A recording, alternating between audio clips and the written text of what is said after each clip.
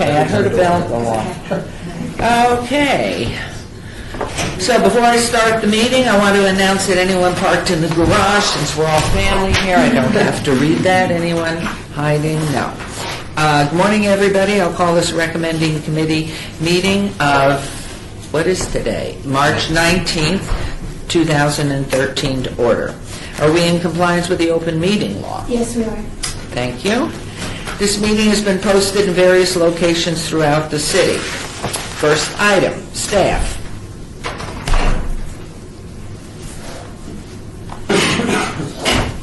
Okay, we're on to the very first one. I thought maybe it was you, Mr. Steve, but... Okay.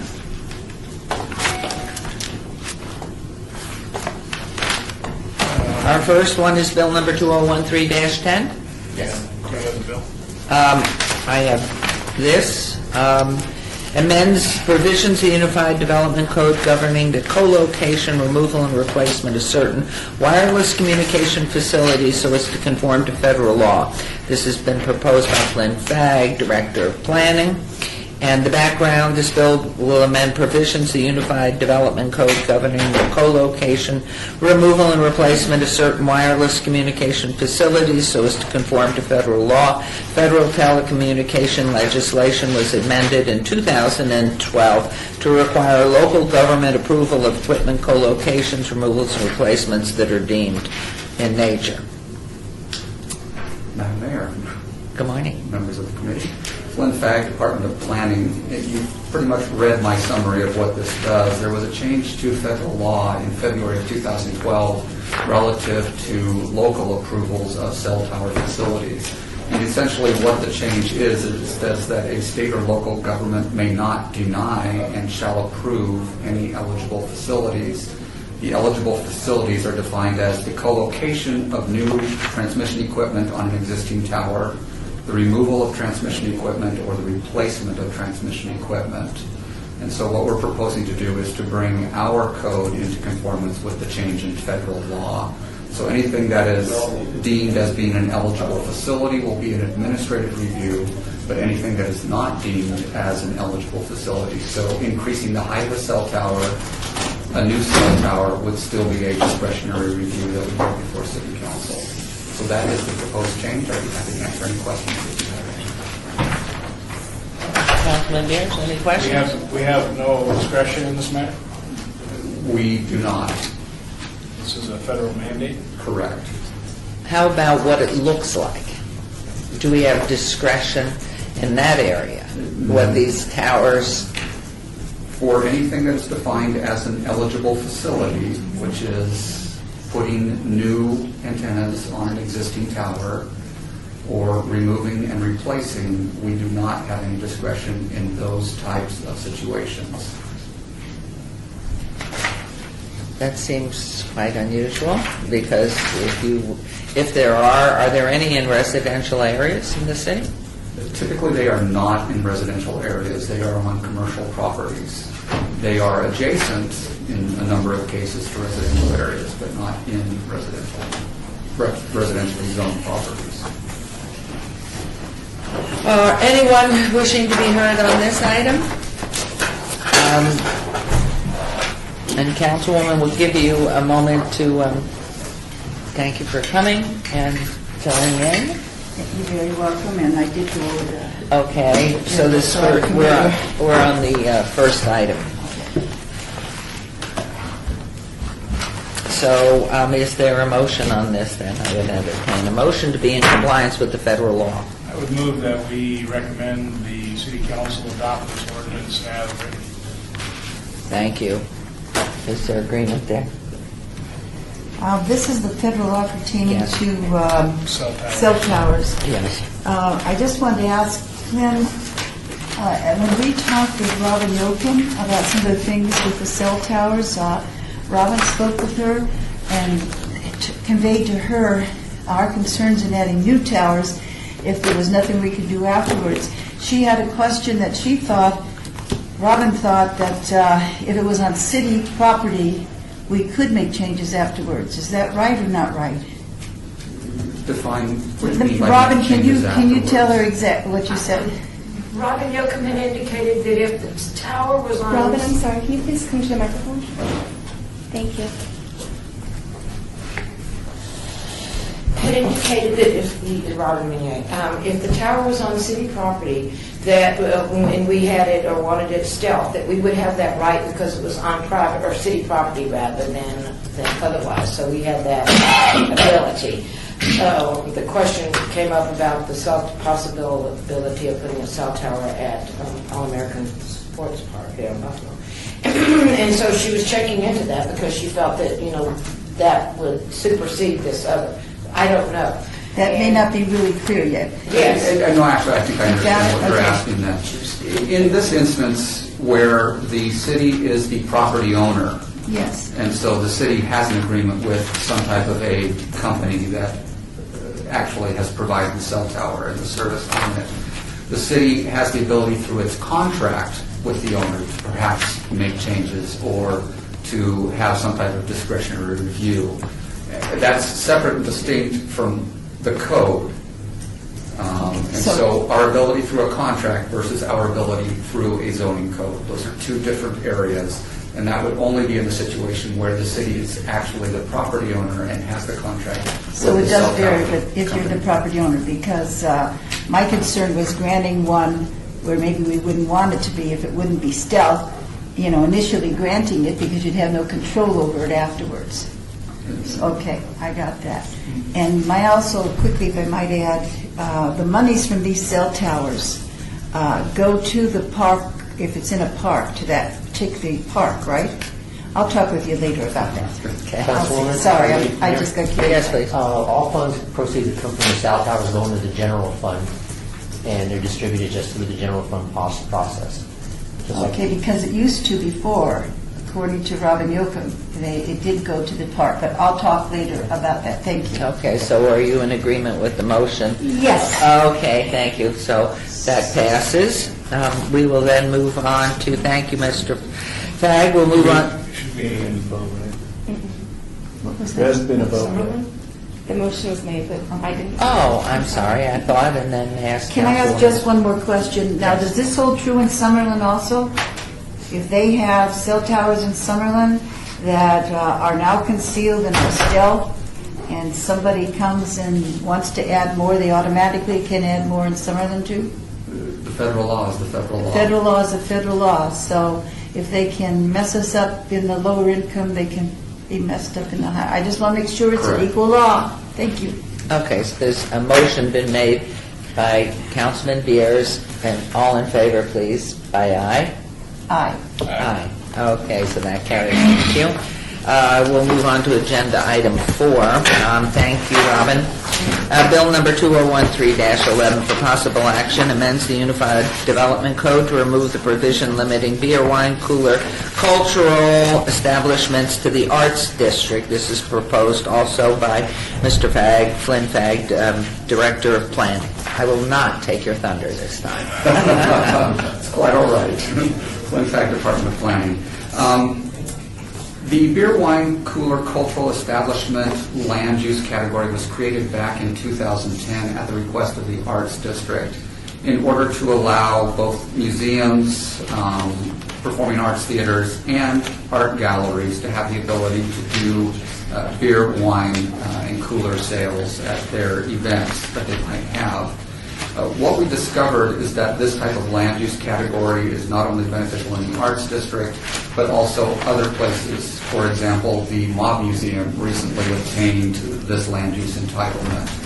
And we suspect that other museums would also benefit from this type of land use. And so consequently, what we're proposing to do here today is to allow this citywide instead of just in the Arts District. And so that is the only change, is we're extending this from the Arts District to citywide for museums, performing arts theaters, and those that are licensed as an art gallery. Anyone wishing to be heard on this item? Comments, Councilwoman, Councilman? When you say citywide, are you talking redevelopment area or the entire city? The entire city in So out of commercial districts. Summerlin and 6, 4, 2, okay. All right, is there a motion on this, please? Does that mean if you're doing, showing art in a gallery, I mean in a Yes. library? If you were, showing art in a library, would you be able to The do that? library is not specifically referenced here as one of the, Okay, I knew it wasn't, but I didn't know if it could be automatically carried over. and again, these have to be approved by a special use permit, so there's still a discretionary review process that they would go through. So they could, it is not therefore limiting, it's just making it, extending the boundaries total citywide in those areas that you mentioned, but the libraries tend to have art shows and tend to do, maybe even have performing arts show, but by the special use permit, they could do that. No, That's the a good library point. is not listed as one of the categories that would qualify for this. But because it's not listed doesn't mean it's necessarily omitted, is it? Sometimes we've had others come in and say, well, we're like that. It has to be specifically listed in here. Is that what you're saying? Correct, it lists, Could you say then, could we amend it or suggest an amendment that says libraries when doing cultural art, performing arts, or art shows? What is the status of, I know the West Sahara Library has a formal gallery in it. That is the home of the Contemporary Art Gallery for Southern Nevada today. what is unique about that specific facility is that the library occupies one portion of that that's separate and distinct from what was the art museum that was there. The art museum would qualify, the library would not, under the way that we have this written. So the art museum in the library would be good. There's a gallery, for example, at the Summerlin Library, short of the full-fledged art museum that they have at the West Sahara Library. How about that? I'd have to see the floor plan to... And both of those facilities have formal constructed performing arts centers that came out of the 1991 Performing Arts Bond. How would that be treated? Well, it says that a performing arts theater is eligible, so in the performing arts theater, that would be eligible. In the museum space, it would be eligible. In the library space, it would not. So there's a distinction in terms of where it's permitted versus where it is not permitted. So if I'm going to check out books, I can't have beer and wine, but if I'm going to the museum, then potentially the museum could have the special use permit to do that. And so it's not a licensure, it's not a formal licensure that they have that makes them a art gallery or performing arts. How can we tell the difference between, obviously we can use common sense, but we have to write it in an ordinance, between the Performing Arts Center at the Summerlin Library and what went on, for example, in my front yard when my children were teenagers? Through both land use entitlement and through the license that we issue to the facility. Those are the two ways that we help to distinguish that. Do the libraries participate in that? Do they have that distinction? Have they received licenses for library and for performing arts? Do they? Typically, the library would not, but the performing arts and museums would. Okay, so typically the performing arts centers at a library, because I think we have some down in Lois District too, I think. Well, you have the one on Las Vegas Boulevard, right next to the old Discovery. It would seem to me, if in fact they were going to, because that one does not have performing arts space, I don't think. No, it does not.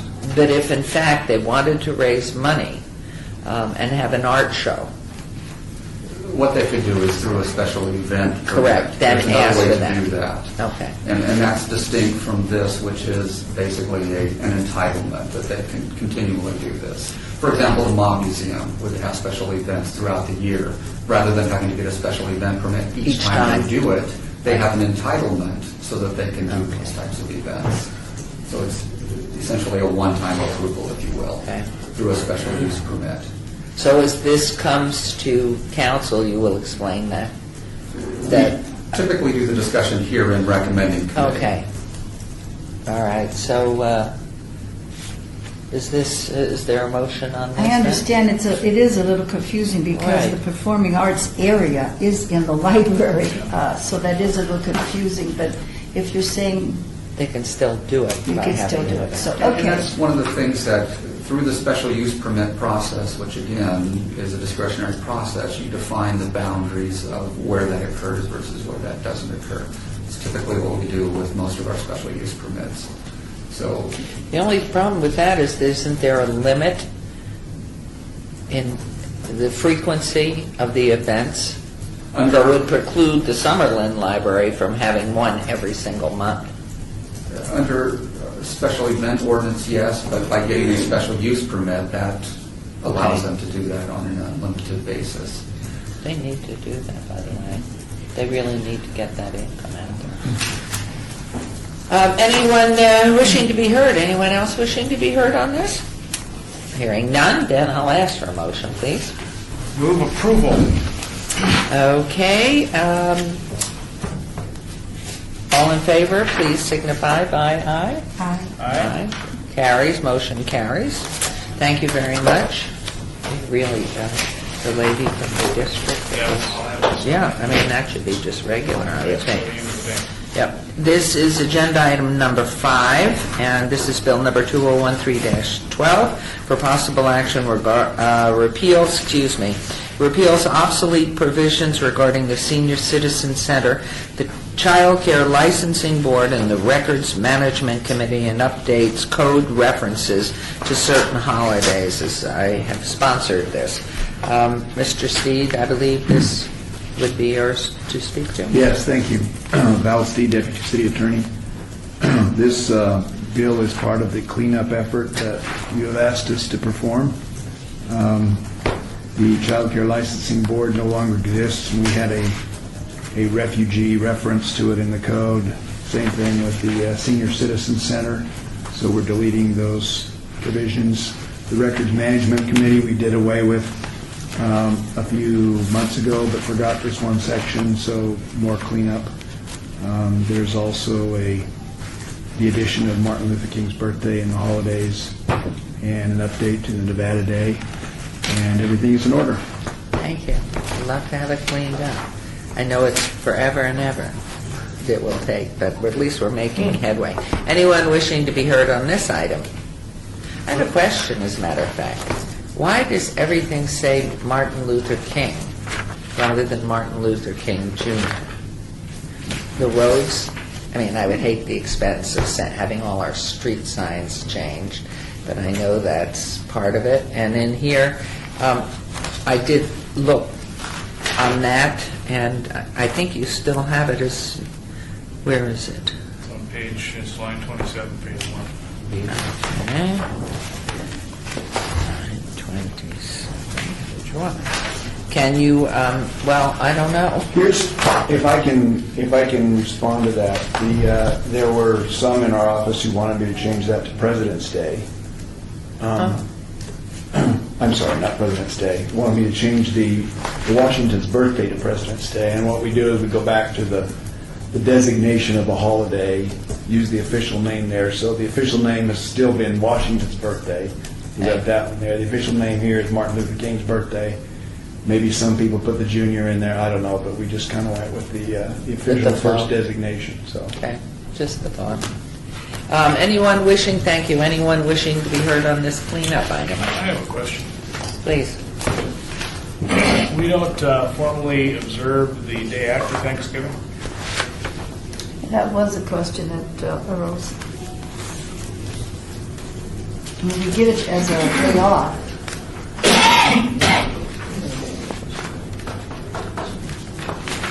Well, we can look into that and see if that's, I mean, for a number of years, it was somebody's discretion, and I know that it routinely now is given. Some people call it Family Day. Some people call it that other day after Thanksgiving. But we can look and see if that's something that should be added as well. Well, it gives a permanency to it as it does the others. And I've never been any place that they haven't had Friday off. Although, do the public entities keep their offices open, in which case? Even they? with a skeletal, I mean, I think private business for sure, we say take Friday. I think most people here do take Friday. But the reality is by a government There must be something legal there. Yeah, a few private I know will open on that Friday. You know, they have all those sales Right. on Friday. But I don't know of any government agencies. What does the federal government do? We don't want to follow them. I think we should check that one. Okay. Oh, the federal government calls it shopping day, don't they? I believe they do. Yeah. But are they physically open? Is something opened on that Friday? I'd love to know that. Okay? We'll look into that for you. Okay, so any comments? Anyone having anything they wish to add or question? Okay, hearing none, is there a motion? I would move to approve with the appropriate change related to, or non-change relating to the Friday after Thanksgiving. Second? Okay, all in favor, please, aye. Aye. Aye, so that carries, thank you. And let's see, each bill moved out of committee today will be eligible for adoption at the April 3rd City Council meeting. And citizen participation. Citizen participation, public comment during this portion of the agenda must be limited to matters within the jurisdiction of the committee. No subject may be acted upon by the committee unless that subject is on the agenda and is scheduled for action. If you wish to be heard, come to the microphone. Please give your name for the record. The amount of discussion on any single item, as well as the amount of time any single speaker is allowed, may be limited. Hearing none, we will adjourn the meeting. Thank you very much. Well, that was good.